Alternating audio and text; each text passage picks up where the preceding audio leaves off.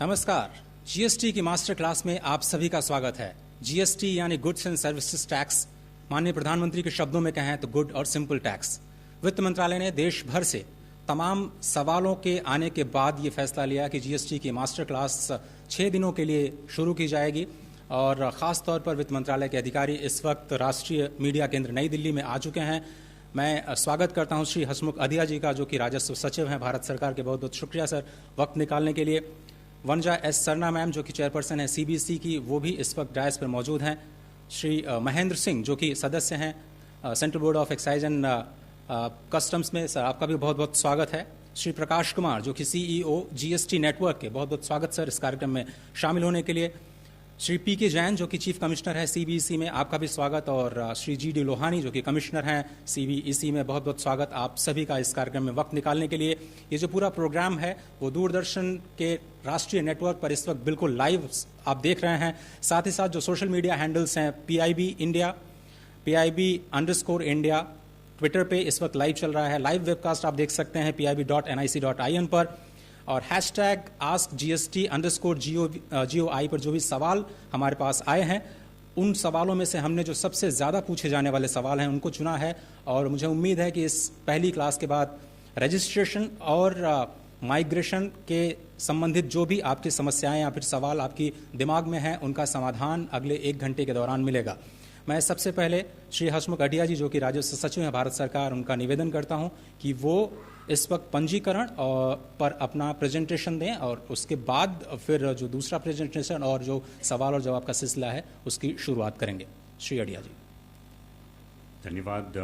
आप सबका इस जीएसटी के क्लास में स्वागत है।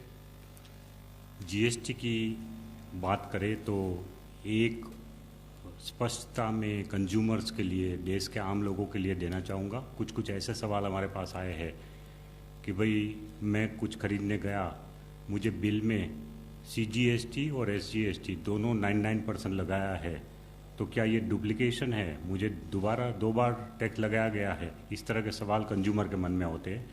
तो मैं उनको समझा दूं कि GST का जो भी रेट होता है, जो डिसाइड किया है, मान लो किसी आइटम के ऊपर 12% है या 18% है या 5% है, तो उसको एग्जैक्टली 2 भाग में अलग किया जाता है।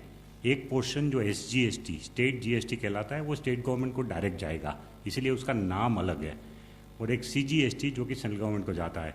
बिकॉज स्टेट और सेंटर ने मिलकर ये टैक्स बनाया है, इसलिए वहीं एक टैक्स का इक्वल बंटवारा हो रहा है। इसलिए नाम के वास्ते आपको 2 टैक्स दिख रहे हैं, SGST, CGST।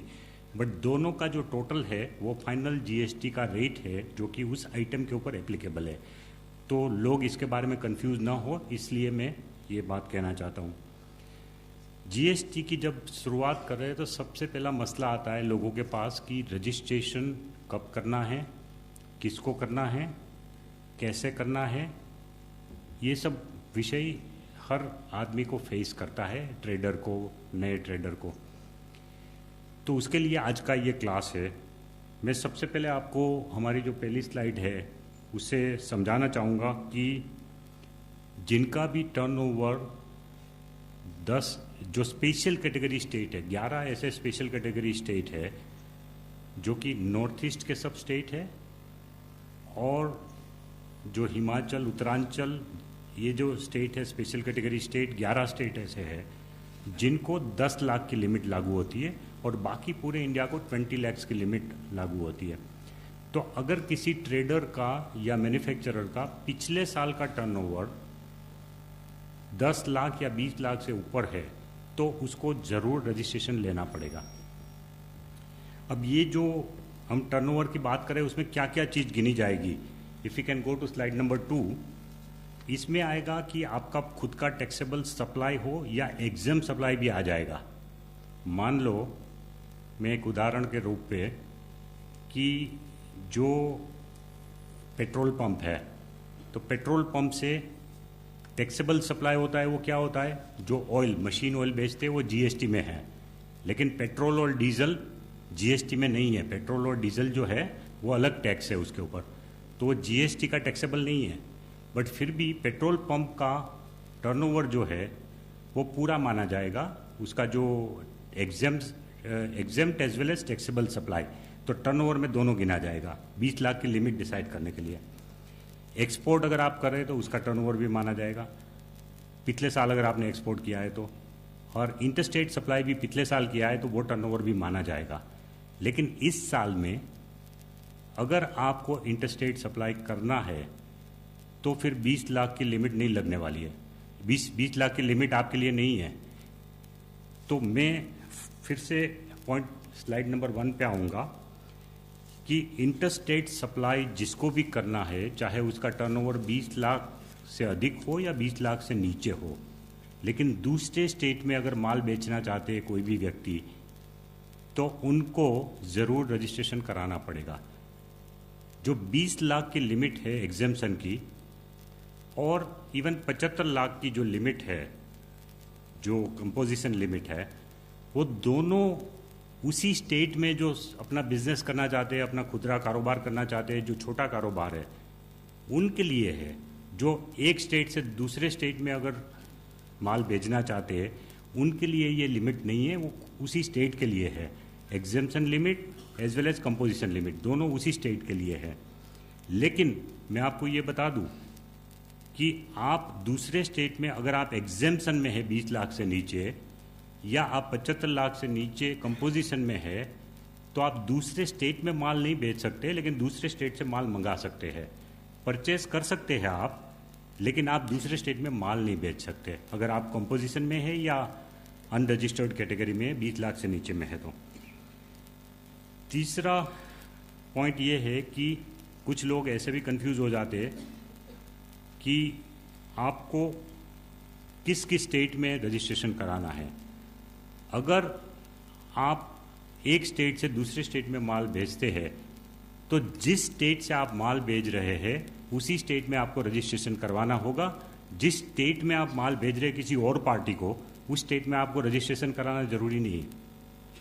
सो जहां से आपका सेल का कारोबार, जहां से बिक्री होती है आपकी, और जहां से आप माल भेज रहे हो दूसरे स्टेट में, उस स्टेट में आपका रजिस्ट्रेशन होना चाहिए। ना वो माल का भी हो सकता है, सर्विसेज का भी हो सकता है।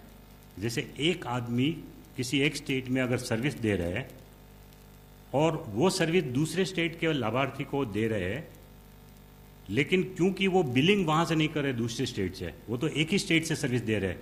एक स्टेट में बैठ के आप पूरे इंडिया को सर्विस दे सकते हो, लेकिन उसके लिए आपको एक ही स्टेट में रजिस्ट्रेशन कराना होगा।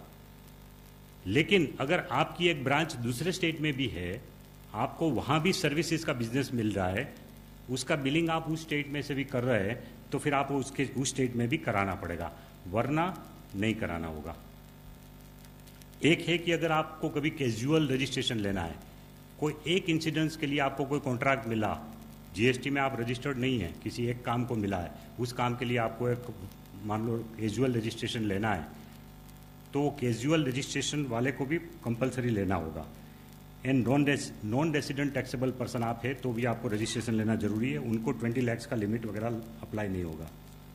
नेक्स्ट पॉइंट इज कि अगर जो है आपको रिवर्स चार्ज में देने की रिस्पॉन्सिबिलिटी है, जैसे ट्रांसपोर्ट सेक्टर में रिवर्स चार्ज में देने की आपकी रिस्पॉन्सिबिलिटी है, तो वो भी उनको भी कंपलसरीली रजिस्ट्रेशन कराना होगा। इलेक्ट्रॉनिक कॉमर्स ऑपरेटर, जितने भी इलेक्ट्रॉनिक ट्रेड वाले हैं, all the companies which are having electronic trading platform, उनको सबको रजिस्टर कराना है। एंड अगर आपने कोई एजेंट अपॉइंट किया है तो भी एजेंट को भी वो करना है, रजिस्ट्रेशन लेना है। We go to the next point, when who do not have to register, this is also important, कि जो मैंने बताया कि कंपलसरी किसको करना ही करना है। अगर 20 लाख से ऊपर है, इंटरस्टेट सप्लाई दे रहे हैं तो वो सबको कराना ही कराना है, लेकिन किसको नहीं कराना है। अगर आप ऐसी कमोडिटी का व्यापार कर रहे हैं जो कि एक्सक्लूसिवली एग्जेम्प्ट कैटेगरी में, फॉर एग्जांपल अनाज, गेहूँ, मतलब जो धान्य का आप व्यापार कर रहे हैं जो कि पूरा, या आपका मिल्क का व्यापार है तो मिल्क भी पूरा एग्जेम्प्ट है, मान लो मिल्क और ऐसी कमोडिटी। और ऐसे अगर पूरी एग्जेम्प्ट कमोडिटी का पूरा व्यापार कर रहे हैं तो फिर आपको जीएसटी का रजिस्ट्रेशन लेने की जरूरत नहीं है। अगर आप एग्रीकल्चरिस्ट है, जिसकी डेफिनेशन उसमें दी हुई है कि जिसमें ज़मीन में से कुछ उगा रहे हैं आप, वैसे एग्रीकल्चरिस्ट है, तो भी आपको इवन इफ आपका प्रोडक्शन 1 करोड़ का भी क्यों ना हो, मान लो जो कृषिकार है उसका उत्पादन 1 करोड़ से ज़्यादा हो रहा है साल में, 1 करोड़ का टर्नओवर है उसका, लेकिन वो कृषिकार है इसलिए उसको रजिस्ट्रेशन नहीं लेना है। और जो लोग कुछ ऐसी सर्विसेज है, फॉर एग्जांपल ट्रांसपोर्ट जो कि रिवर्स चार्ज में है, तो फिर उसको ट्रांसपोर्टर खुद को, जैसे फॉर एग्जांपल ओला और उबेर, वो भी कंपल्सरीली रिवर्स चार्ज में है, तो टैक्सी ड्राइवर को वो रजिस्ट्रेशन लेने की ज़रूरत नहीं है। उसका जो एग्रीगेटर है ओला उबेर, वो रिवर्स चार्ज में पे कर रहा है टैक्स, इसीलिए उसको लेने की ज़रूरत नहीं है। नेक्स्ट, रजिस्ट्रेशन जो है हमेशा पान नंबर के आधार पे ही होगा। तो अगर आप अपना पान नंबर बदलना चाहते हैं तो फिर तो आपको नया रजिस्ट्रेशन ही लेना पड़ेगा। पान नंबर के आधार पे ही रजिस्ट्रेशन मिलता है। सो अगर कोई आदमी बोलता है कि भाई मैं पान नंबर बदलना चाहता हूँ, तो पूरा रजिस्ट्रेशन ही बदलना पड़ेगा। तो ये हमको याद रखना है। दूसरा कि जो स्टेट वाइज सेपरेट रजिस्ट्रेशन लेना है। अगर आपका कारोबार एक से ज़्यादा स्टेट में है, पहले भी ये था कि भाई पहले आपका 5 जगह से कारोबार चल रहा, तो 5 जगह वेट का लेना पड़ता था आपको, अब जीएसटी का लेना पड़ेगा, ऑनलाइन ही लेना पड़ेगा, लेकिन हर स्टेट में लेना पड़ेगा। आप यहीं बैठ के 5 स्टेट का फॉर्म भर के GSTN वेबसाइट से ले सकते हो, लेकिन 5 स्टेट का अलग लेना पड़ेगा अगर आपका कारोबार है तो। सर्विसेज में भी 5 स्टेट में अगर आप सर्विस दे रहे हैं, वहाँ की आपकी ऑफिस सर्विस दे रही है, तो फिर आपको 5 स्टेट में रजिस्ट्रेशन लेना पड़ेगा। एक स्टेट में एक पान के ऊपर एक ही रजिस्ट्रेशन नंबर मिल सकता है, जिसमें 2 एक्सेप्शन है। नॉर्मली एक पान नंबर के ऊपर एक स्टेट में एक ही रजिस्ट्रेशन मिल सकता है, उसमें 2 एक्सेप्शन है। एक तो कि अगर आपका बिजनेस इतना बड़ा है कि आपके अलग अलग बिजनेस वर्टिकल्स है, अलग अलग डिवीज़न है, कि एग्रो इंडस्ट्री का एक डिवीज़न है, सीजनल आइटम्स का एक है, तो इस तरह का अलग अलग अगर आपका डिवीज़न है, वर्टिकल्स है, तो उसके लिए आप अलग डिमांड कर सकते हो, अलग रिक्वेस्ट कर सकते हो, वो आपको मिल सकता है। लेकिन उसके सबके एक एक डिवीज़न के आपको अलग अलग हिसाब रखने पड़ेंगे। प्लस जब एक डिवीज़न आपका दूसरी डिवीज़न के साथ ट्रांजैक्शन करेंगे, तब उसके ऊपर भी पूरा as if it is an independent entity आपको पूरा टैक्स का हिसाब किताब रखना पड़ेगा, टैक्स देना पड़ेगा, because that will be considered as completely a different entity. Same PAN number, owner is the same, 2 business vertical, लेकिन एक दूसरे के साथ उनको अपना वो करना है, वो इंडिपेंडेंस रखना है और उनको टैक्स का व्यवहार होगा। और दूसरा जो एक्सेप्शन है वो कि अगर आपका एक यूनिट डोमेस्टिक टेरिफ एरिया में है, एक SEZ में है, तो भी आपको अलग अलग नंबर मिल सकते हैं, क्योंकि SEZ में जब सामान बेचते हैं आप, तो वो it is considered as good as export, इसीलिए आपको IGST वगैरह का व्यवहार आएगा उसमें। इसीलिए SEZ में अगर आप माल भेज रहे हैं, अगर SEZ में आपका एक यूनिट है और एक दूसरे में है उसी स्टेट में, तो एक ही स्टेट के अंदर 2 नंबर आपको मिल सकते हैं। लेकिन अगर आपके एक ही SEZ में 2 यूनिट है, तो फिर एक ही यूनिट एक नंबर से काम चल सकता है। लेकिन अगर मान लो मतलब कि किसी का भी एक डोमेस्टिक एरिया में है और एक से ज़्यादा SEZ में यूनिट है, तो 2 नंबर मिल सकते हैं, इस तरह से हो सकता है। कब कराना है रजिस्ट्रेशन? जिन लोगों ने माइग्रेट किया है अभी तक, जो अपने पान नंबर और वेट नंबर से, उनको प्रोविजनल सर्टिफिकेट जो मिल गया है, उनको 3 महीने का टाइम मिलता है 1 जुलाई से। लेकिन हमारी उनको एडवाइस होगी कि जितना जल्दी हो सके आप वो फॉर्म नंबर B भर दो। उनमें से 80 लाख लोग थे, उसमें से 67 लोगों ने अपना नंबर को एक्टिवेट कर दिया है लॉगिन करने से, और वो 67 लोगों को हमने प्रोविजनल सर्टिफिकेट पहुंचा दिया है, प्रोविजनल रजिस्ट्रेशन सर्टिफिकेट उनको मिल गए हैं। तो वो प्रोविजनल रजिस्ट्रेशन सर्टिफिकेट के आधार पे 3 महीने तक अपना बिजनेस चालू रख सकते हैं। लेकिन उनको पार्ट B कंप्लीट करके फिर फाइनल रजिस्ट्रेशन सर्टिफिकेट लेना है 90 डेज के अंदर। तो हमारी तो ये एडवाइस होगी कि भाई जितने भी लोग हैं उन्होंने प्रोविजनल सर्टिफिकेट मिल गया, इसलिए उससे आप संतृप्त मत होइए। आपको जो पार्ट B भरना है वो भर के आप फाइनल सर्टिफिकेट के लिए अभी से एप्लीकेशन कर दीजिए, फिर तकलीफ होगी 90 डेज खत्म होते ही, फिर आपको दौड़ा दौड़ी करनी पड़ेगी, फिर लास्ट मिनट में प्रॉब्लम होगी।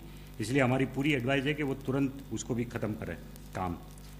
और अगर ऐसा कोई आपका यूनिट था जिसमें आपके पास ना वेट नंबर था ना एक्साइज नंबर था, वो इसलिए कि भाई आपका जो कमोडिटी है वो टैक्स में था ही नहीं। जैसे कपड़े वाले हैं टेक्सटाइल में, फैब्रिक मैन्युफैक्चरर्स और फैब्रिक के ट्रेडर्स है, उनका वेट में भी नहीं था, एक्साइज में भी नहीं था, अब 5% टैक्स लगा है, तो उनको सबको तुरंत रजिस्ट्रेशन की एप्लीकेशन करनी है। Maximum they can continue their business up to 30 days without registration, but अगर 30 डेज के अंदर रजिस्ट्रेशन नहीं लिया तो फिर they will not be allowed to continue their business. So they must be careful. उनको अभी से अपना न्यू रजिस्ट्रेशन एप्लीकेशन दे देना चाहिए और वो उसका रिपोर्ट मतलब उनको नंबर ले लेना चाहिए 30 डेज के अंदर। नेक्स्ट, कौन कौन से फील्ड है जो रजिस्ट्रेशन में, ये एक्चुअली जीएसटीएन का विषय है बट मैं अपने में कवर कर रहा हूँ। काफ़ी क्वेश्चन आए इसके ऊपर कि कौन कौन से ऐसे विषय है जो कि आप खुद चेंज कर सकते हो ऑनलाइन। आपने एक रजिस्ट्रेशन ले लिया और आपको पूरी डिटेल उसने डाल दी, अब उसमें से कुछ फील्ड आप चेंज करना चाहते हो, तो उसमें कुछ फील्ड ऐसे हैं जो कि आपको चेंज करने के लिए अथॉरिटी की परमिशन चाहिए, तो आपको ऑनलाइन अप्लाई करना होगा वो चेंज करने के लिए। फॉर एग्जाम्पल बिजनेस का नाम बदलना है तो दैट इज़ वन। सेकंड कि आपको अपना प्रिंसिपल प्लेस ऑफ बिजनेस या एडिशनल प्लेस ऑफ बिजनेस जो आपने उसमें एड्रेस डाला है वो एड्रेस में चेंज करना है, तो फिर आपको अथॉरिटी को एप्लीकेशन देना है। मेन पार्टनर या डायरेक्टर का जो नाम है उसमें कोई अगर चेंज करना है, किसी कंपनी में मान लो एक डायरेक्टर का भी चेंज होता है, तो भी आपको उसके लिए अथॉरिटी को ऑनलाइन एप्लीकेशन देनी है, मैन्युअल नहीं देनी है, ऑनलाइन ही एप्लीकेशन की फैसिलिटी है। और ये फील्ड के अलावा बाकी कोई भी फील्ड है वो सब आप अपने आप लॉगिन करके बदल सकते हो, आपको अथॉरिटी की वेट करने की ज़रूरत नहीं। फॉर एग्जांपल क्या क्या डिटेल आप डालते हैं, आप डालते हैं कि बैंक अकाउंट की डिटेल डालते हैं कि आपका बैंक अकाउंट कौन सा है। अगर बैंक अकाउंट बदल गया तो आप अपने आप बदल सकते हैं उसको ऑनलाइन जाके, उसके लिए आपको किसी की वेट करने की ज़रूरत नहीं है। फिर आप उसमें ये भी डाल रहे हैं, आपको हम पूछ रहे हैं कि भाई 5 मेन आइटम ऑफ बिजनेस कौन सी है, उसका HSN कोड दीजिए। अब आपके पास तो 20, 25, 30 आइटम भी हो सकती है, हम नहीं चाहते कि हम सब आइटम का लिस्ट लें आपसे। 5 आइटम की जगह है उसमें GSTN के वेबसाइट में, वो 5 आइटम का आप HSN कोड दे दीजिए जो मेन आइटम है उसका, बाकी सब आइटम आप अपने पास रखिए, हमें ज़रूरत नहीं है। बट उसमें भी अगर आप चेंज करना चाहते हैं अपने मेन आइटम ऑफ बिजनेस, तो वो सब भी आप उसमें चेंज कर सकते हैं। और अपना फ़ोन नंबर और ईमेल आईडी वो भी आप बाद में चेंज कर सकते हैं अपने आप, जिसमें आपको अथॉरिटी को पूछने की ज़रूरत नहीं है।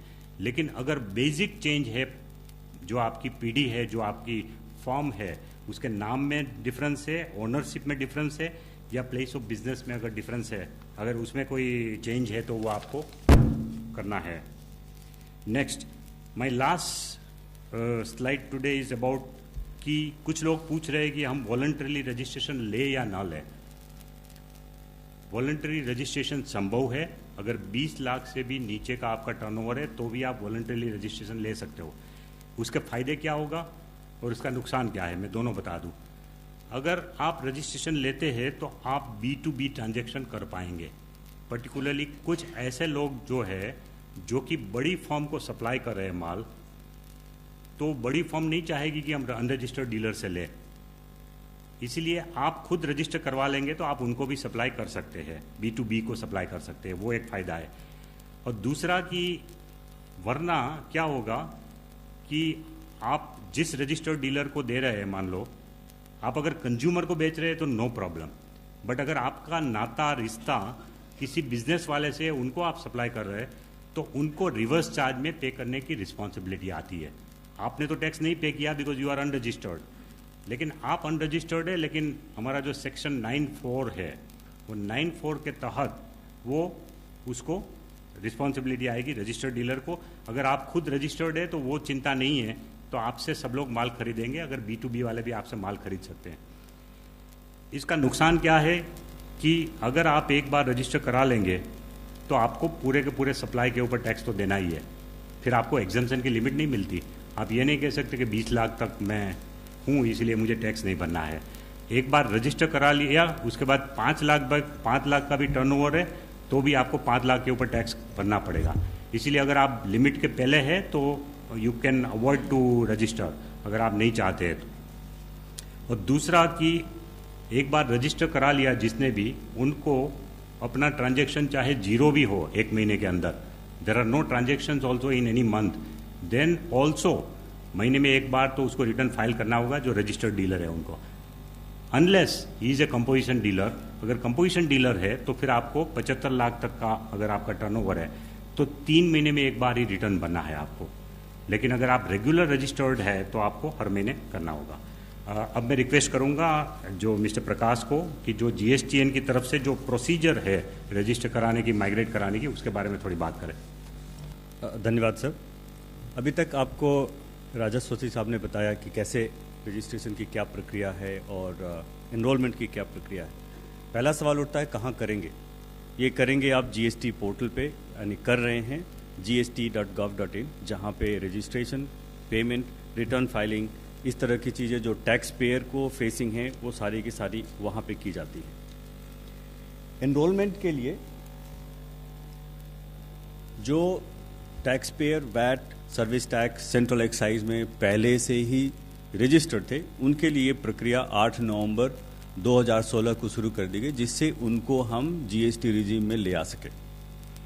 और इसके लिए टैक्स डिपार्टमेंट ने टिन और पैन भेजा जीएसटी सिस्टम्स को, जिस पे उनको एक प्रोविजनल आईडी जनरेट की गई, उसके साथ एक पासवर्ड दिया गया और टैक्स पेयर को सिर्फ इतना ही करना था कि वो पोर्टल पे जाकर उस प्रोविजनल आईडी को और उस पासवर्ड को डाल के उसके बाद अपनी मोबाइल, अपनी ईमेल एड्रेस डालें और इतने के बाद आपकी एनरोलमेंट होती कि आप आ गए इसके अंदर, जो पार्ट ए कहलाता है।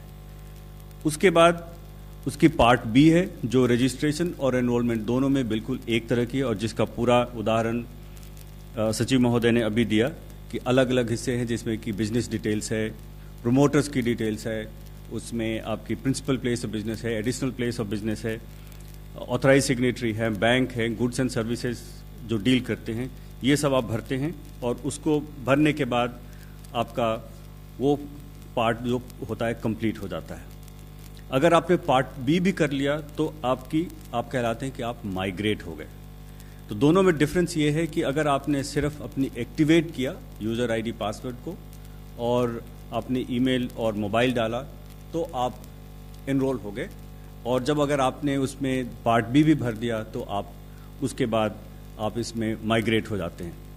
अभी तक जैसा कि सचिव साहब ने बताया 67 लाख के 11,000 टैक्स पेयर्स ऑलरेडी एनरोल हो चुके हैं और उसमें से 30 लाख लोगों ने अपना पार्ट बी भर के और उनको उसकी भी एक्नॉलेजमेंट दी जा चुकी है। तो पहला सवाल जैसे उन्होंने बताया कि प्रोविजनल सर्टिफिकेट, जितने लोगों को प्रोविजनल आईडी मिला और जिन्होंने एक्टिवेट कर दिया उन सभी को 67.11 लाख लोगों को उनकी प्रोविजनल सर्टिफिकेट ईमेल से भेज दी गई। साथ ही साथ ये उनके डैशबोर्ड पर भी अवेलेबल है, जब भी वो लॉगिन करें वहाँ से जाकर उसको डाउनलोड कर सकते हैं। और जैसा मैंने बताया कि पार्ट बी भरने के बाद जैसा कि 30 लाख लोगों ने कर दिया है, उसके बाद आपकी जो एलिजिबिलिटी हो जाती है परमानेंट रजिस्ट्रेशन लेने के लिए। इस बीच में ये जो फिल्ड अप डॉक्यूमेंट है ये जाएगा टैक्स ऑफिसर के पास, जो उसे देखेंगे और देख करके अगर उस अप्रूव कर देते हैं तो आपका परमानेंट रजिस्ट्रेशन होता है। अगर उनकी कोई क्वेरी होती है किसी पर्टिकुलर आइटम के बारे में, जैसे वो पढ़ नहीं पा रहे हैं जो डॉक्यूमेंट लगाया है, या कोई डॉक्यूमेंट है जो कि लीज डीड है एक्सपायर हो गई है, तो नई डॉक्यूमेंट मांगेंगे और उसको जमा करने के बाद होगा। तो रजिस्ट्रेशन और एनरोलमेंट की जो पार्ट बी है बिल्कुल एक जैसी है, और इसको भरने के लिए हम जनरली हमने वेबसाइट पे भी लगाया है कि इसको करने के पहले ऑनलाइन कुछ चीज़ें आप पहले से करके रख लें। वो क्या चीज़ें हैं? जैसे फ़ोटोग्राफ्स हैं प्रोमोटर्स की, आपकी लीज डीड या इस तरह की जो प्रूफ ऑफ बिजनेस है प्रिंसिपल प्लेस और की, वो अब तैयार करके रख लें। इसके बाद ऑथराइज सिग्नेटरी का जो अपॉइंटमेंट है, जिसने भी उसको ऑथराइज किया है, उसकी भी स्कैन करके कॉपी रख लें। इतनी सब चीज़ें रख लें तो आपका 10 से 15 मिनट में ये पूरी एनरोलमेंट की जो प्रोसेस है, जो पार्ट बी भरने की प्रोसेस है, वो कंप्लीट हो जाती है। और जैसा मैंने बताया कि 30 लाख लोगों ने इसको करके उनको ARN भी दिया जा चुका है। बाकी जो 37 लाख लोग हैं जिन्होंने ये पार्ट बी कंप्लीट किया है या हाफ कंप्लीट है, उनसे हमारी गुजारिश है कि उसे जल्दी करें, जिससे कि आपका ये काम अब पहले हो जाए और आपको परमानेंट रजिस्ट्रेशन मिल जाए। नई रजिस्ट्रेशन की प्रक्रिया चूंकि ये अभी शुरू हुई है 25 जून से, मैं आपको थोड़ा डिटेल में इसको बताऊंगा। इसके लिए आपको एक पैन जरूरी है बिजनेस एंटिटी का, एक मोबाइल नंबर और एक ईमेल आईडी। आप gst.gov.in पे जाएंगे और वहाँ पे ये तीनों आइटम्स अपने स्टेट चूज करेंगे, अपना लीगल नाम लिखेंगे, पैन लिखेंगे, मोबाइल नंबर, ईमेल आईडी डालने के बाद आपको OTP भेजी जाएगी इन दोनों पे, मोबाइल पे और ईमेल पे, दोनों OTP इसमें डालनी है। उसके बाद जब ये अगर सक्सेसफुल वेरिफिकेशन हो जाती है CBDT से कि हाँ ये पैन एग्जिस्ट करता है और ये उसी एंटिटी के नाम से है जो आपने लीगल नेम दिया है, तो आपको एप्लीकेशन रेफरेंस नंबर या जिसे हम इनफैक्ट उसको TRN कहते हैं, TRN आपको मिल जाता है। TRN डाल करके फिर आप उसके बाद उसकी पार्ट बी भरना शुरू करते हैं, जिसमें कि वही सारी चीज़ें हैं जैसे कि आपकी बिजनेस डिटेल्स हैं, आपकी प्रिंसिपल प्लेस ऑफ बिजनेस है, आपके प्रोमोटर्स हैं, आपके बैंक हैं, additional place of business, goods and services etcetera, dealt, ये सारी डालते हैं। अगर सारी डॉक्यूमेंट डाल दी और उसके बाद इसकी वैलिडेशन की जाती है, जो प्रोमोटर्स की आपने पैन डाला है, ऑथराइज सिग्नेटरी की जो पैन डाली है, इसको भी वैलिडेट किया जाता है CBDT से। और कंपनीज के केस में डिन नंबर, जो डायरेक्टर का डिन नंबर है और कंपनी का जो सिन नंबर है, वो भी MCA के वेबसाइट से उसको वैलिडेट किया जाता है। अगर ये वैलिडेट हो जाती है तो आपको फुल ARN जाता है आपके पास, और उसके बाद ये पूरी फिल्ड अप जो एप्लीकेशन है वो कंसर्न टैक्स ऑफिसर के पास चली जाती है, जिनके पास 3 वर्किंग डे हैं, सैटरडे संडे और छुट्टियों को हटाने के बाद 3 वर्किंग डे है, जिसके तहत वो उस पर कार्रवाई करते हैं। अगर टैक्स ऑफिसर ने उस पर कोई क्वेरी की, जैसा क्वेरी क्या हो सकती है कि वो मैं जैसे पहले बताया था कि लीज डीड पढ़ा नहीं जा रहा है या एक्सपायर किया हुआ है या कोई और दूसरा डॉक्यूमेंट जो लगाया गया है जो कि ठीक नहीं दिख रहा है, तो उसकी कॉपी मांगेंगे, या कोई इन्फॉर्मेशन दी है जो जिस इन्फॉर्मेशन पे वो उनको और फर्दर डिटेल चाहिए। जितनी भी क्वेरी है ऑफिसर एक ही बार क्वेरी रेज कर सकता है, और ये सारी की सारी क्वेरीज एप्लीकेंट के पास उनके पास जाती है। उनके पास फिर 7 वर्किंग डेज का समय है, जिसके तहत वो उसकी पूरी जवाब दें, नए डॉक्यूमेंट्स अपलोड कर सकते हैं। उसके बाद ऑफिसर के पास 7 वर्किंग डे है उसको प्रोसेस करने के लिए। अगर वो 7 दिन में नहीं प्रोसेस करते हैं तो ये डीम्ड अप्रूवल में जाता है। उसी तरह से जब पहली बार उनके पास एप्लीकेशन जाती है तो 3 दिन में अगर उसने ऑफिसर ने कोई इस पर कार्रवाई नहीं की तो डीम्ड अप्रूवल में जाएगा। हमारे पास सवाल आ रहे हैं काफ़ी सारे कि मुझे ARN मिल गया लेकिन सर्टिफिकेट नहीं आया। तो जैसा मैंने बताया कि ARN मिलने और सर्टिफिकेट मिलने के बीच में 3 वर्किंग डे है, पहला ये। दूसरा कहते हैं कि हमें समा करने के बाद ARN मिलने के बाद भी वैलिडेशन एरर आ जाता है। वो इसलिए होता है कि अगर कोई भी डिटेल, जैसे किसी प्रोमोटर का, डायरेक्टर का डिन हो, प्रोमोटर का पैन हो, अगर वो फेल कर गया मैच करने में, तो फिर आपके पास एक ईमेल जाता है कि आपकी ये डेटा फेल कर गई, आप उसको जाकर के दोबारा उसको करेक्ट करिए। RC कहाँ मिलेगी? RC की इंटीमेशन जाती है ईमेल से, साथ ही साथ आपके टैक्स पेयर के डैशबोर्ड पे रखी होती है, जहाँ पे से कोई भी टैक्स पेयर उसको जाकर डाउनलोड कर सकता है और उसको प्रिंट कर सकता है। तो इतनी जानकारी थी कि एनरोलमेंट की और जो रजिस्ट्रेशन की है वो कैसे की जाए और कैसे लोग कर रहे हैं। बहुत बहुत शुक्रिया श्री अडिया जी और प्रकाश कुमार जी आपका। और जो राज्य सरकारों में जो तमाम CBEC के अधिकारी हैं और जो ट्रेडर्स हैं और जो टैक्स प्रैक्टिशनर्स हैं वो भी इस कार्यक्रम को लाइव देख रहे हैं, उनका भी एक बार फिर से स्वागत। सर, हमारे पास बहुत सारे सवाल जो हैं वो फ्रिक्वेंटली आस्क्ड क्वेश्चंस हैं, वो एक एक करके मैं आप तक पहुंचाना चाहता हूं, और आपसे गुजारिश है कि आप इन सवालों को एक तरह से जो उलझने हैं लोगों के दिमाग में उनको सुलझाने की ज़रूर कोशिश करें। पहला सवाल है कि मैं एक टैक्सेबल पर्सन हूँ, मेरे बहुत सारे स्टेट्स में बिजनेस है, मेरा टर्नओवर लेकिन 20 लाख से कम है, मैं इंटर स्टेट सप्लाई एक राज्य से दूसरे राज्य में करता हूं, क्या मुझे रजिस्ट्रेशन कराना होगा?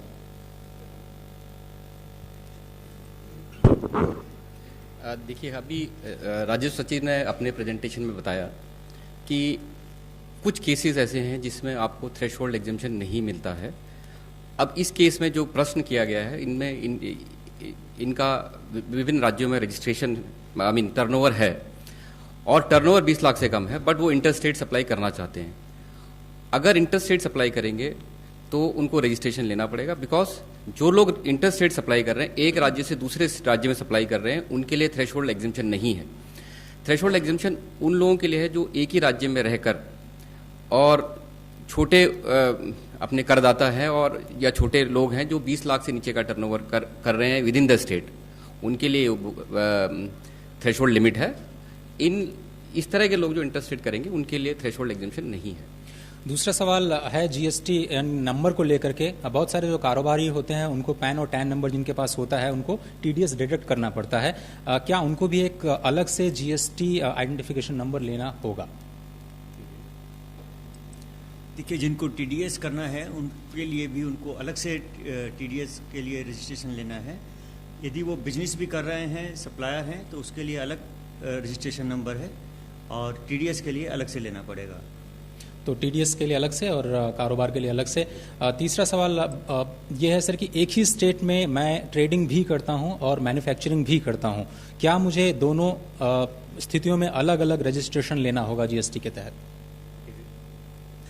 देखिए, एक स्टेट में जैसे सचिव जी ने बताया कि एक स्टेट में एक पैन पे एक ही हमको रजिस्ट्रेशन लेना है। क्या मैं उसमें ट्रेडिंग कर रहा हूँ या किसी मैन्युफैक्चरिंग कर रहा हूँ या कोई अदर एक्टिविटी कर रहा हूँ, तो मेरे को एक ही रजिस्ट्रेशन चाहिए। पर यदि मैं चाहता हूँ, यदि उसकी ऑप्शन करदाता की ऑप्शन पे चाहे तो वो डिफरेंट बिजनेस वर्टिकल्स के लिए डिफरेंट रजिस्ट्रेशन ले सकता है। अगला सवाल ये है सर कि मैं रजिस्ट्रेशन के लिए लायबल नहीं हूं, लेकिन क्या मैं वॉलंटरीली इस रजिस्ट्रेशन ले सकता हूं और इसके असर क्या है, इसके प्रभाव क्या होंगे मेरे कारोबार पे? ये चीज़ तो मैं ऑलरेडी अपनी बात में समझा चुका हूँ। मुझे लगता है सबको ये बात आ गई होगी समझ में। लेकिन एक चीज़ मैं बता दूं कि जो एक ही स्टेट में एक पान नंबर के ऊपर अगर आप वॉलंटरीली 2 नंबर ले रहे हैं, बिजनेस वर्टिकल अलग है इसलिए 2 नंबर, तो एक चीज़ मैंने जो आपको बताया कि दोनों इंडिपेंडेंट एंटिटी गिनी जाएगी, वो 2 एंटिटी के बीच में भी ट्रांजैक्शन होगा तो टैक्स लगेगा, दैट इज़ 1। एंड सेकंडली कि कोई ये ना माने कि हम 2 नंबर लेने के बाद दोनों में 75 लाख का बेनिफिट लेंगे। टर्नओवर दोनों का एग्रीगेट गिना जाएगा। एक पान नंबर के ऊपर चाहे आपके एक से ज़्यादा भी जीएसटीआई नंबर एक स्टेट के अंदर है तो उनका सबका टर्नओवर पूरा माना जाएगा।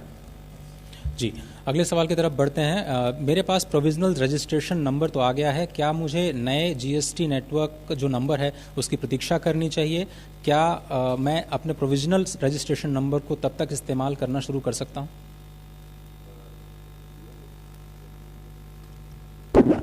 आप अपने प्रोविजनल रजिस्ट्रेशन पीआईडी के ऊपर अपना बिजनेस चला सकते हो और जब तक आपका पूरा जीएसटी नहीं मिलता तो उसके ऊपर कार्रवाई कर सकते हो, आप अपना बिजनेस चला सकते हो। उसकी 90 दिन तक आपको लेकिन जीएसटीएन का अपना जीएसटीआईएन नंबर लेना होगा, तब तक आप अपने पीआईडी के ऊपर अपना बिजनेस चला सकते हो। जी, मैं एक कारोबारी हूं कंट्री लिकर का, यानी देशी शराब के कारोबार में हूं। क्या मुझे वैट से जीएसटी में माइग्रेट करना ज़रूरी है, क्योंकि लिकर जो है वो जीएसटी लॉ के दायरे से बाहर है?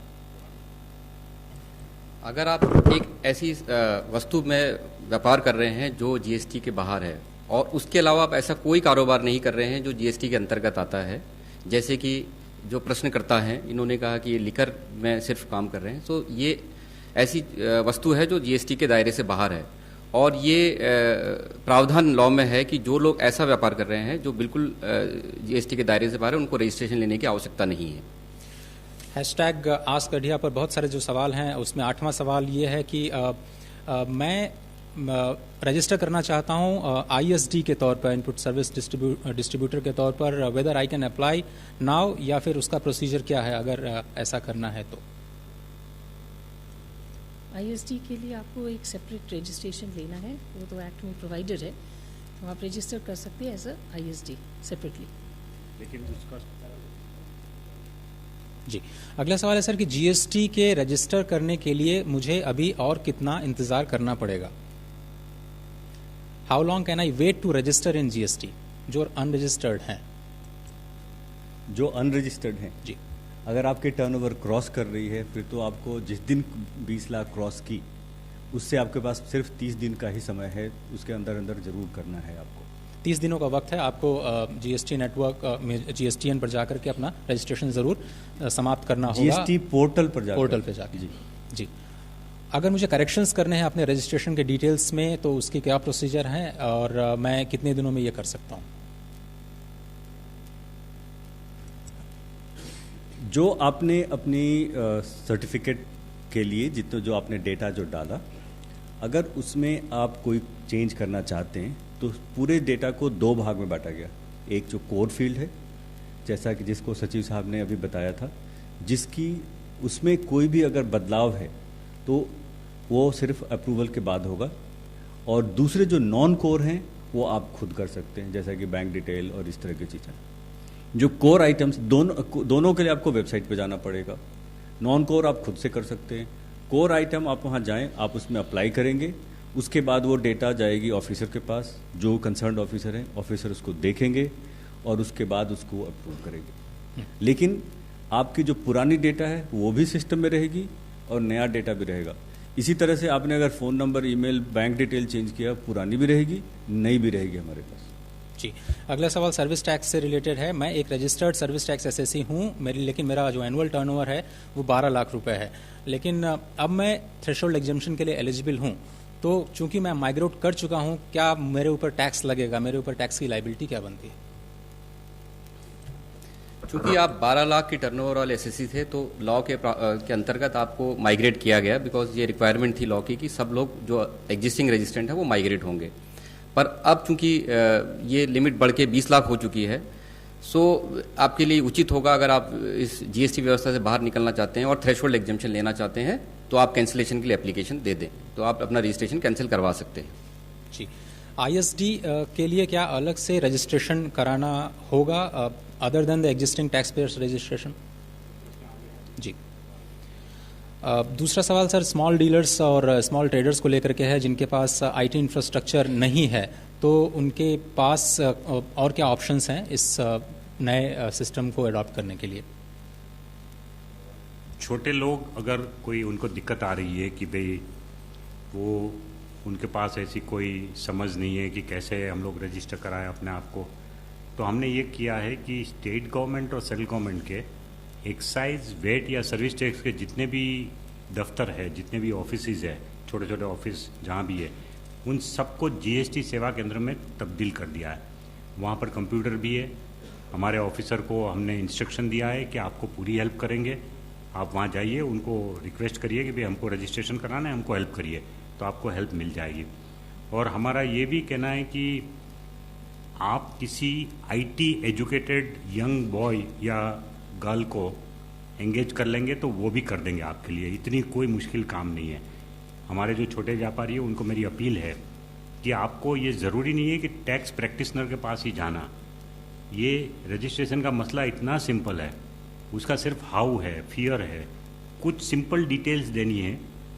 और अगर आप वो एक कोई यंग आईटी एजुकेटेड पर्सन है, आपके फैमिली में, आपके आसपास कोई है, तो उनकी मदद ले लीजिए, वो आपको कर देगा काम तुरंत, और आप उनको थोड़ा सा पुरस्कार भी दे दीजिए, वो खुश हो जाएंगे। टैक्स प्रैक्टिशनर के पास रजिस्ट्रेशन के लिए जाने की ज़रूरत नहीं है। जी, 14वां सवाल इस कार्यक्रम में इसमें एक चीज़ और मैं ऐड करना चाहूँगा कि कुछ लोगों में भ्रांतियाँ हैं कि कोई रजिस्ट्रेशन फ़ी ली जा रही है। सरकार की तरफ से इसमें कोई फ़ी नहीं है, और एक एक करके, जैसा अभी सचिव साहब ने बताया कि पहले आप बिजनेस डिटेल जानते हैं, और मोस्टली ड्रॉप डाउन है जहाँ आपको अब लिखना है, उसके बाद से एडिशनल प्लेस, जैसे प्रिंसिपल प्लेस ऑफ बिजनेस है, डायरेक्टर्स का नाम है, तो जो कोई भी थोड़ी सी भी अगर आप इतनी ईमेल क्रिएट करते हैं तो उसमें भी आपको कुछ चीज़ें देनी होती है, तो उसी तरह का है, थोड़ा सा और जी इन्वॉल्व। नागरिकों की तरफ से एक सवाल है सर कि एक सिटीजन के तौर पर मैं ये कैसे जान सकता हूँ कि कोई जीएसटी के अंदर रजिस्टर्ड है या अथवा नहीं है? उसके लिए क्या मैकेनिज्म है आइडेंटिफिकेशन के लिए? हर डीलर रजिस्टर्ड डीलर को अपना जीएसटी नंबर अपने साइन बोर्ड पे अपने ऑफिस में लिख के रखना है, तो आपको वहाँ से पता चल जाएगा। जब भी आप किसी शॉप पे या एस्टेब्लिशमेंट पे जाएंगे तो उसके बोर्ड पे आपको पता चल जाएगा कि GSTN नंबर उसका लिखा हुआ है तो वो रजिस्टर्ड है। जी, 15वां सवाल है। इंसिडेंटली आप उनको पूछ भी सकते हैं कि भाई आपका GSTN नंबर क्या है। आप कंज्यूमर है तो भी आप पूछ सकते हो कि भाई आपका GSTN नंबर क्या है। और ये लॉ में, रूल्स में प्रावधान है कि अपने प्लेस ऑफ बिजनेस में वो डिस्प्ले करे सर्टिफिकेट ऑफ रजिस्ट्रेशन। अभी क्योंकि प्रोविजनल सर्टिफिकेट ऑफ रजिस्ट्रेशन हमने दे रखा है, तो प्रोविजनल सर्टिफिकेट भी उनको डिपिक्ट करना चाहिए व्यापारी को अपने दुकान में। जो कंपोजिशन डीलर है उनको टैक्स चार्ज करने की अनुमति नहीं है। कंपोजिशन डीलर क्योंकि वो खुद चार्ज नहीं कर रहा आपको, तो आपको पता कैसे चलेगा कि मेरे बिल में उसने लगाया नहीं लगाया। तो कंपोजिशन डीलर के लिए भी ये जरूरी है कि उनको बोर्ड लगाना है कि मैं कंपोजिशन डीलर हूँ। GSTIN में रजिस्ट्रेशन है मेरा, लेकिन मैं कंपोजिशन डीलर हूँ, वैसा उनको दिखाना है व्यापारी को। रजिस्ट्रेशन के लिए क्या कुछ विशेष श्रेणियां भी बनाई गई हैं, और अगर हैं तो वो किन किन लोगों के लिए खास तौर पर रजिस्ट्रेशन लेना होगा?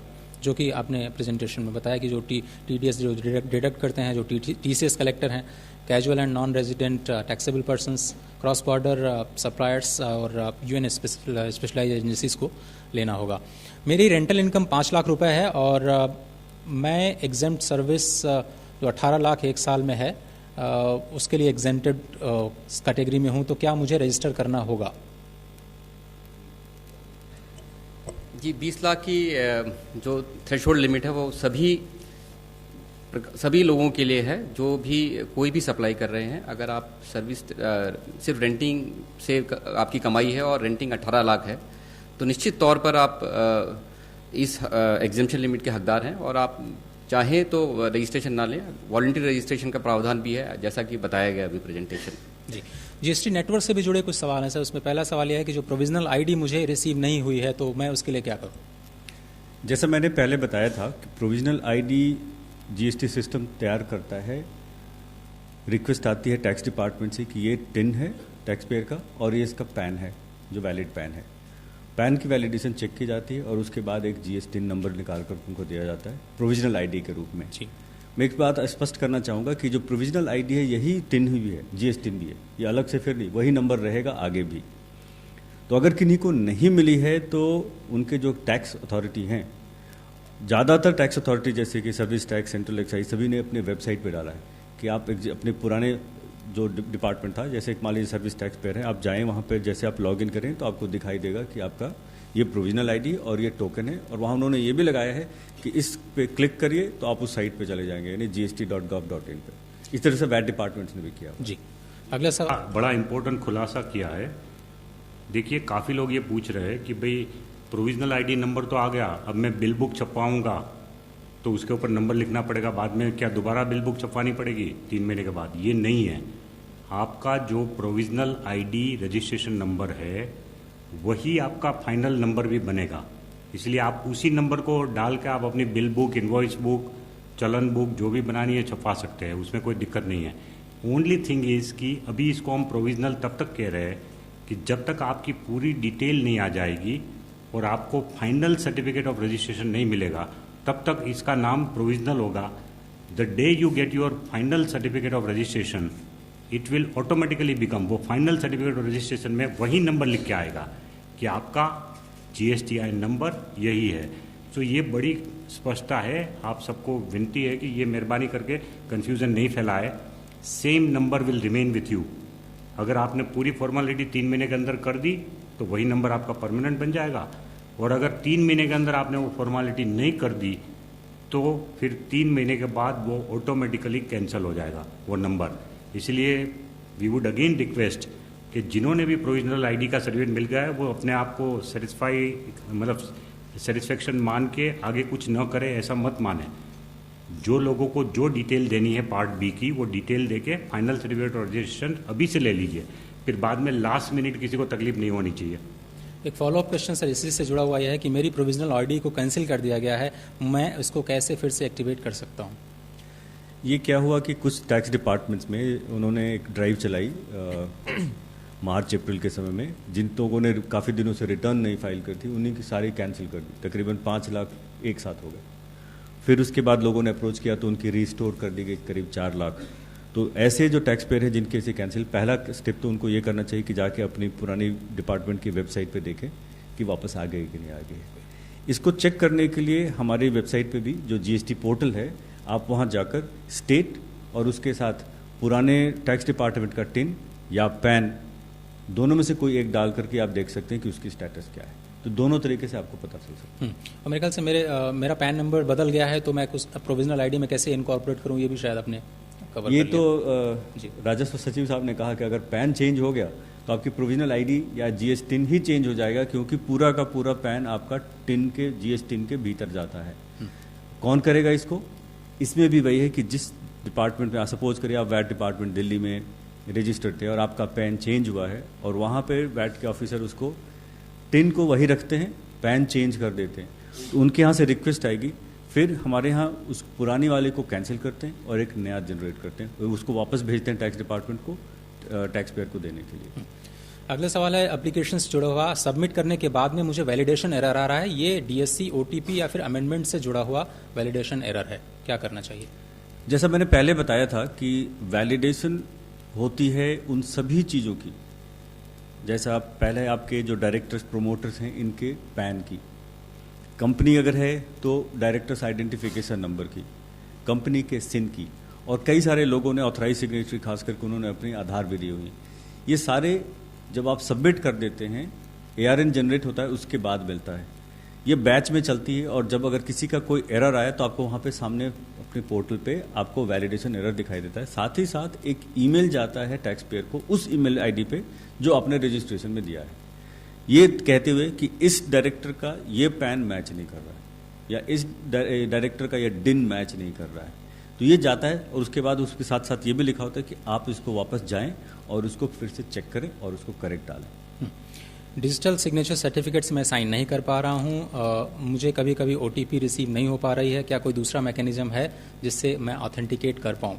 जी, तो पहला तो है कि डिजिटल सिग्नेचर चूँकि बहुत से लोगों के लिए नई प्रक्रिया थी तो दिक्कत है। इसमें क्या 2-3 चीज़ें बहुत ध्यान रखने की वाली हैं कि जिस कंप्यूटर पे आप काम कर रहे हैं उस पे latest version of EM signer हो जो अवेलेबल है फ्रीली हमारे साइट पे। सेकंड, उस पे आपका रोल जो है वो एडमिनिस्ट्रेटर का हो। इसके बाद पहले आपको रजिस्टर करना पड़ता है डीएससी को, उसके बाद आप उसे साइन कर पाते हैं। सरकार ने थोड़े दिनों पहले इन सब चीज़ों को ध्यान में रखते हुए, जैसा हम बैंक में ओटीपी आता है उसी तरह का ईवीसी यानी ओटीपी बेस्ड आपके रजिस्टर्ड मोबाइल पे ओटीपी आएगा और उससे भी आप अपने आप को ऑथेंटिकेट कर सकते हैं और कल को आप रिटर्न फाइलिंग में भी कर सकते हैं। लेकिन ये कंपनी और एलएलपी और फॉरेन एलएलपी के लिए लागू नहीं है, उनको डीएससी से ही करना होगा। और एक और चीज़ बताना चाहूँगा, कंपनियों की संख्या करीब जो हमारे अभी तक इनरोल हुए हैं तकरीबन 4.5 के आसपास हैं, लेकिन 22 लाख टैक्स पेयर्स ने डीएससी का इस्तेमाल किया है, तो काफ़ी बड़ी संख्या में दूसरे लोगों ने भी डीएससी का इस्तेमाल किया। जी, रजिस्ट्रेशन सर्टिफिकेट कहाँ से मिलेगा वो आपने शायद कवर कर लिया है। अगला सवाल यह है कि अगर मुझे सो कॉज नोटिस मिलता है तो उस केस में मुझे क्या करना होगा? जैसा मैं बताया था आपको कि अगर जब वो पूरी की फिल्ड अप एप्लीकेशन चाहे एनरोलमेंट की हो या रजिस्ट्रेशन की हो टैक्स ऑफिसर के पास जाती है और उसमें से कोई वो कमी देखते हैं या जो कोई आपने डॉक्यूमेंट्स अपलोड किए हैं उसको पढ़ नहीं पा रहे हैं या वो एक्सपायर्ड डॉक्यूमेंट है, उसकी टेन्योर ख़त्म हो गई है, जैसे लीज डीड है, तो उस पर आपके पास नोटिस आएगा और वो अलग अलग कॉलम आ जाएगा कि ये डॉक्यूमेंट का ये है या कोई इन्फॉर्मेशन डाली उस इन्फॉर्मेशन के बारे में। फिर आपको जब उसका जवाब या नया डॉक्यूमेंट 7 वर्किंग डे के अंदर अंदर पोर्टल पे ही जाकर डालना है उसी कॉलम के अगेंस्ट। जी, सिस्टम में मेरे नाम में कुछ स्पेशल कैरेक्टर्स हैं जिसको सिस्टम रिजेक्ट कर रहा है। ये समस्या हमारे पास शुरू में आई थी काफ़ी, जैसे कई सारे नाम हैं जिसमें पोस्टॉफी एस लगा होता है, डिसूजा। जब हम लोगों ने डिज़ाइन किया था तो हमसे ये मिस हो गया था कि डिसूजा भी नाम में वो स्पेशल कैरेक्टर हैं, या एलएनटी में बीच में एंड है, या एचयूएफ में दोनों तरफ ब्रैकेट है। तो अब हमने उन सभी को जितने ऐसे स्पेशल कैरेक्टर्स हैं अब सबको अलाउ कर दिया है और उनके साथ भी अब रजिस्ट्रेशन हो रही है, उसमें कोई दिक्कत नहीं है। सर, मैं 5 आइटम से ज़्यादा उसमें कारोबार करता हूँ लेकिन फॉर्म पे केवल 5 ही आइटम अलाउड हैं, मुझे क्या करना होगा इस केस में? वहाँ पे लिखा हुआ है कि लॉ में लिखा हुआ है कि टॉप 5 आइटम्स आप डालेंगे, 5 गुड्स की और 5 सर्विसेज की, और ये आप एडिट भी कर सकते हैं जैसा कि पहले बताया गया आपको। और अंतिम सवाल, ऑथराइज सिग्नेटरी जो is not sharing user ID और पासवर्ड अगर नहीं मिल पा रहा है, ऑथराइज सिग्नेटरी वो शेयर नहीं कर रहे हैं, तो ऐसे मामलों में क्या कर सकते हैं? ये केस कई जगह पे से हमारे पास आया है कि जिसने किसी का रजिस्ट्रेशन किया, किसी भी कंसल्टेंट ने या कोई थर्ड पार्टी ने, अब वो या तो गायब हो गया या वो कहता है कि मैं नहीं दूंगा आपको, यूज़र आईडी पासवर्ड नहीं दूंगा। अब हमारे लिए समस्या ये है कि कोई भी ऐसे फ़ोन करके या ईमेल करके भेज सकता है कि मैं जैन साहब का हूँ और जैन साहब का यूज़र आईडी पासवर्ड उनका कंसल्टेंट लेकर भाग गया। तो इसके लिए तरीका ये किया गया है कि आपके पास अगर ऐसी समस्या आ रही है तो आप अपने टैक्स डिपार्टमेंट के पास जाएं, उनको अपने कागजात दिखाएं, उनके रिक्वेस्ट पे हम उसको रीसेट करेंगे। लेकिन रिक्वेस्ट आनी होगी टैक्स डिपार्टमेंट से, कोई थर्ड पार्टी करें, हम वैलिडेट नहीं कर सकते ना कि कौन वो एक्चुअल है या नहीं है, इस कारण से ऐसा किया गया है इसको। माननीय राजस्व सचिव जी, हमारे पास 10 मिनट हैं, अगर आप अनुमति दें तो कुछ मीडिया से सवाल हम ले पाएँ। प्लीज़ माइक्रोफोन दे दें। और जी सर। मैं प्रशांत हूँ, एबीपी न्यूज़ से। एक समस्या जो आ रही है, जीएसटी लागू होने के बाद गाड़ियों के दाम कुछ कंपनियों ने घटाए थे, लेकिन कुछ राज्यों ने रजिस्ट्रेशन टैक्स बढ़ा दिया है। तो जानना लोग चाहते हैं कि फिर इसका फ़ायदा कॉमन मैन को कैसे मिलेगा? ऐसा है कि जो टैक्स जीएसटी के दायरे में है उसकी चिंता तो जीएसटी काउंसिल कर रही है, लेकिन जीएसटी काउंसिल के दायरे के बाहर कुछ ऐसे टैक्सेस हैं जो कि स्टेट गवर्नमेंट के अधीन है। उसमें से एक ये भी है कि भाई जो लाइफ टाइम टैक्स लेते हैं व्हीकल्स के ऊपर, वो रोड टैक्स के नाम पे, वो जो है वो स्टेट गवर्नमेंट का अधिकार में है, और किसी भी स्टेट गवर्नमेंट को ये अपने अधिकार में घटाने का या बढ़ाने का वो स्कोप है उनको। तो उसको बढ़ाना या घटाना वो डिसीजन स्टेट गवर्नमेंट खुद लेगा, डिपेंडिंग ऑन कि कैपेसिटी है कि नहीं लोगों की बेयर करने की। तो उस हिसाब से उन्होंने जो भी डिसीजन लिया वो ठीक है, वो हम उसमें कुछ नहीं कर सकते, बिकॉज उनका अपना अधिकार है। वसीम जी। सर, एक छोटा सा क्लैरिफिकेशन चाहिए। मैं एक व्यापारी हूँ, मैं 10 छोटे सप्लायर्स को माल सप्लाई कर रहा हूँ और उनके पास जीएसटीएन नंबर नहीं है, तो मेरे को इनपुट क्रेडिट कैसे मिलेगा? किसको इनपुट क्रेडिट चाहिए? अगर मुझे इनपुट क्रेडिट चाहिए, अगर मैं किसी व्यापारियों को सप्लाई कर रहा हूँ और जिनके पास रजिस्ट्रेशन जो नंबर नहीं है, अनरजिस्टर्ड डीलर है उनको तो इनपुट टैक्स क्रेडिट चाहिए ही नहीं, उनको तो टैक्स की लायबिलिटी नहीं है, तो इनपुट टैक्स क्रेडिट कहाँ से चाहिए? लेकिन मैं रजिस्टर्ड हूँ, मुझे चाहिए, अगर मेरे को तो इनपुट क्रेडिट मिलना चाहिए, मुझे नहीं मिलना चाहिए। हाँ वही लिए, बट आपको पता है कि एक 9(4) जो हमारा सेक्शन है वो ये कहता है कि कोई भी रजिस्टर्ड डीलर अनरजिस्टर्ड डीलर से माल खरीदता है तो रिस्पॉन्सिबिलिटी टैक्स की रिवर्स चार्ज में रजिस्टर्ड डीलर की होगी। तो मुझे जैसे मैंने पहले आपको टैक्स भरना है, फिर उसकी इनपुट टैक्स क्रेडिट लेनी है। तो फिर मैं पहले टैक्स भरूंगा, लेकिन वो टैक्स नहीं भरेंगे जिन्होंने लिया है, छोटे सप्लायर है वो। हाँ वो नहीं भरेगा, बट मैं उस टैक्स को भरूंगा और मैं उसकी इनपुट टैक्स क्रेडिट ले लूंगा। लेकिन इसमें एक एक्सेप्शन किया हमने, ये रिवर्स चार्ज में जो देना है रजिस्टर्ड डीलर को, रजिस्टर्ड डीलर अगर अनरजिस्टर्ड डीलर से खरीदता है तो उसको रिवर्स चार्ज में टैक्स पे करना है। लेकिन अगर एक दिन में 5,000 रुपये तक की आइटम है तो उसके लिए वो रिवर्स चार्ज में टैक्स नहीं देना है। सो कुछ लोग कहते हैं कि भाई छोटी स्टेशनरी खरीदने हमने भेज दिया तो स्टेशनरी का जो आएगा वो अनरजिस्टर्ड डीलर से लिया मान लो, या कुछ चाय पानी मंगवाया या किसी होटल से, ऐसी होटल से चाय पानी मंगवाया जिसमें जीएसटी नहीं लग रहा है, तो फिर उसके लिए 5,000 पर डे का आपको मुक्ति है। और उसके ऊपर अगर होगा तो भी आपको पूरे महीने का ऐसा जो भी सप्लाई आप खरीद रहे हैं अनरजिस्टर्ड डीलर से, वो पूरे सप्लाई का एक बिल बनाना होगा और एक इनवॉइस बना के, सेल्फ इनवॉइस बना के आप उसके ऊपर टैक्स की लायबिलिटी अपनी दिखा सकते हैं। बट टैक्स भरने की जिम्मेवारी आपकी है, जिनसे भी आपने खरीदा है वो अगर अनरजिस्टर्ड डीलर है तो। जी नहीं, बेच रहे हैं तो कोई दिक्कत नहीं है, बेच रहे हैं तो आप तो टैक्स भर के ही लाए होंगे और वो कोई दिक्कत नहीं है, आप टैक्स उस पर लगा के उसको बेच सकते हैं। बेचने में कोई दिक्कत नहीं है, छोटे वाले को बेच सकते हैं। जी अगले सवाल की तरफ। Neeraj Chakar from Catch News.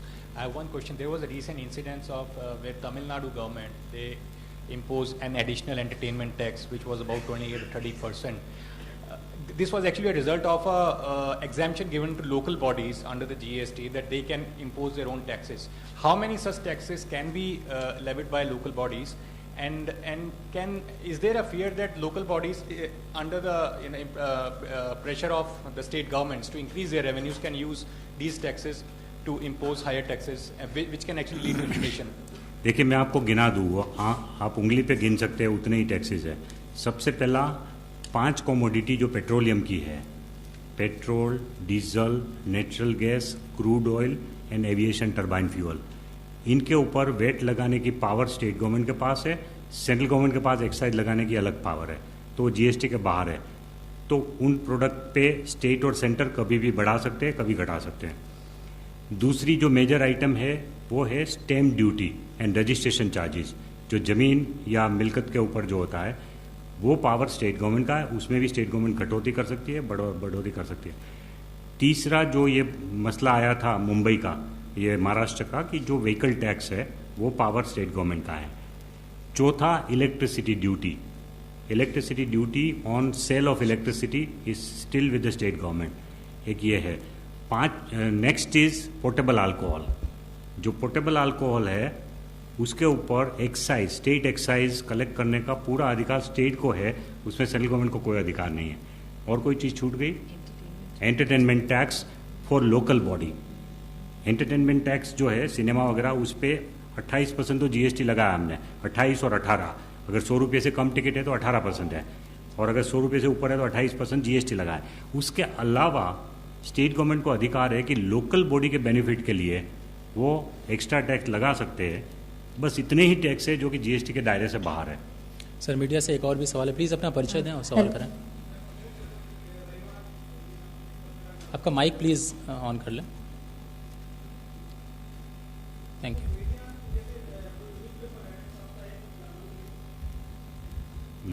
साप्ताहिक या मंथली जो न्यूज़पेपर हैं उनके बारे में थोड़ा बताएं कि क्या इनको भी रजिस्टर्ड कराना पड़ेगा? मीडिया एंड एंटरटेनमेंट इंडस्ट्री में जो न्यूज़पेपर साप्ताहिक और न्यूज़पेपर्स हैं, पीरियोडिकल्स हैं, क्या उनके ऊपर जीएसटी का प्रावधान है? उनको भी रजिस्टर करना न्यूज़पेपर और मैगजीन? न्यूज़पेपर तो नहीं, न्यूज़पेपर के ऊपर तो न्यूज़पेपर अगर आपकी एडवर्टाइजमेंट की इनकम 20 लाख से बढ़ रही है, जो एडवर्टाइजमेंट स्पेस दे रहे हैं उसकी इनकम अगर 20 लाख से बढ़ रही है तो फिर आपको रजिस्टर कराना है, क्योंकि हमने वो एडवर्टाइजमेंट स्पेस के ऊपर 5% डाला है 20 बार जीएसटी में। जी, सीएनबीसी से Good evening, sir. Excuse me, can I ask one question? Yeah, my name is Suryanshi. I'm from News Nation. मेरा सवाल बहुत हो सकता है कि क्योंकि मैं I just joined shortly, so maybe it might not relate to सवाल it. करें। But सवाल मेरा ये है कि जीएसटी से जो आम लोगों की पॉलिसीज एंड स्कीम्स हैं उस पर क्या असर पड़ेगा? जैसे कार लोन है, होम लोन है या इंश्योरेंस पॉलिसीज हैं, क्या उस पर कोई असर पड़ेगा जीएसटी से रिलेटेड? Thank you ma'am. देखिए मैं आपको बता दूं कि सर्विस टैक्स जो है वो इंटरेस्ट के ऊपर लागू नहीं होता है। सो चाहे आप डिपॉजिट रख रहे हैं या चाहे आप लोन ले रहे हैं, तो इंटरेस्ट के ऊपर सर्विस टैक्स नहीं लगता, जीएसटी नहीं लगता। इंश्योरेंस के ऊपर ज़रूर लगता है, लेकिन उसमें भी जो लाइफ इंश्योरेंस पॉलिसी है उसके 2 पोर्शन होते हैं।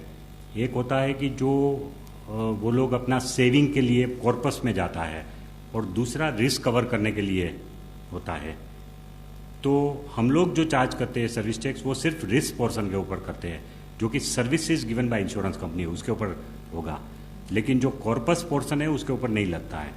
सो उसमें भी लिमिटेड असर होगा, और उसमें भी पहले 15% था, अब 18 है, लेकिन उसमें से गुड्स का इनपुट टैक्स क्रेडिट वो ले सकते हैं। इंश्योरेंस कंपनी ने जितने भी गुड्स अपने सर्विसेज देने के लिए यूज़ किए हैं, मान लो ऑफिस में एयर कंडीशनर लगवाया है तो एयर कंडीशनर के लिए जो जीएसटी दिया है उसका इनपुट टैक्स क्रेडिट ले सकते हैं। और फर्नीचर है, स्टेशनरी है, किसी को कमीशन दे रहे हैं, वो सब पे जो है उनका इनपुट टैक्स क्रेडिट ले सकते हैं। ऋतुपर्णो जल्दी से 1 minute. Rituparno from CNBC TV 18 sir. Sir export consignments जो जाते हैं फैक्ट्री गेट से पोर्ट, बिफोर जीएसटी एक प्रोसेस उसमें फॉलो किया जाता था, वेर इन एक बॉन्ड कस्टम्स अथॉरिटीज के साथ या एक्साइज डिपार्टमेंट के साथ होता था, एक्सेट्रा एक्सेट्रा, एंड सो उसी अंडरस्टैंडिंग से एक्सपोर्ट कंसाइनमेंट्स चले जाते थे। लेकिन अभी कुछ पोर्ट्स में प्रॉब्लम ये आ रही है कि कस्टम्स के जो फॉर्मेशंस हैं वो मांग रहे हैं, फॉर एग्जांपल बैंक गारंटी मांग रहे हैं ऑन ईच कंसाइनमेंट। इससे एक्सपोर्टर्स के जो कॉस्ट है, it is adding to their cost. So क्या इस पे कुछ कस्टम्स डिपार्टमेंट इस पे कुछ कर रही है? लोहानी देखिए, जो एक्सपोर्ट के लिए जो प्रावधान है वो ये है कि आज भी आप जीएसटी के अंतर्गत भी अंडर बॉन्ड एक्सपोर्ट कर सकते हैं। सो ये प्रावधान कंटिन्यू किया गया है, इसलिए आपको जो जीएसटी फॉर्मेशन है उसी में बॉन्ड देना है। और तुरंत प्रभाव से ये किया गया है कि एक्साइज अथॉरिटी बॉन्ड लेंगी। तो कस्टम्स को तो बैंक गारंटी नहीं लेनी है इन रिलेशन टू एक्सपोर्ट, और जहाँ तक हमको पता है नहीं ले रहे हैं। अगर ऐसी कोई चीज़ होगी तो हम देखेंगे उसको, बट वहाँ बैंक गारंटी नहीं देनी। जो भी बॉन्ड देना है वो जीएसटी फॉर्मेशन में देना है। बहुत बहुत शुक्रिया। इस कार्यक्रम में वक्त सिर्फ इतना ही है। श्री हसमुख अधिया जी, राजस्व सचिव, आपका बहुत बहुत शुक्रिया। वनजा एन सरना जी, बहुत बहुत शुक्रिया। प्रकाश कुमार जी, महेंद्र सिंह जी, पीके जैन साहब और जीडी लोहानी साहब, बहुत बहुत शुक्रिया वक्त देने के लिए। आज पहली क्लास में सिर्फ इतना ही, लेकिन जो कल की क्लास है वो 4:30 से 5:30 बजे शाम को इसी जगह पे होगी, और ये ट्रांजिशन और इनवॉइस मेकिंग से संबंधित है। तो फिलहाल आज के इस खास कार्यक्रम में सिर्फ इतना ही। दीजिए इजाज़त, नमस्कार।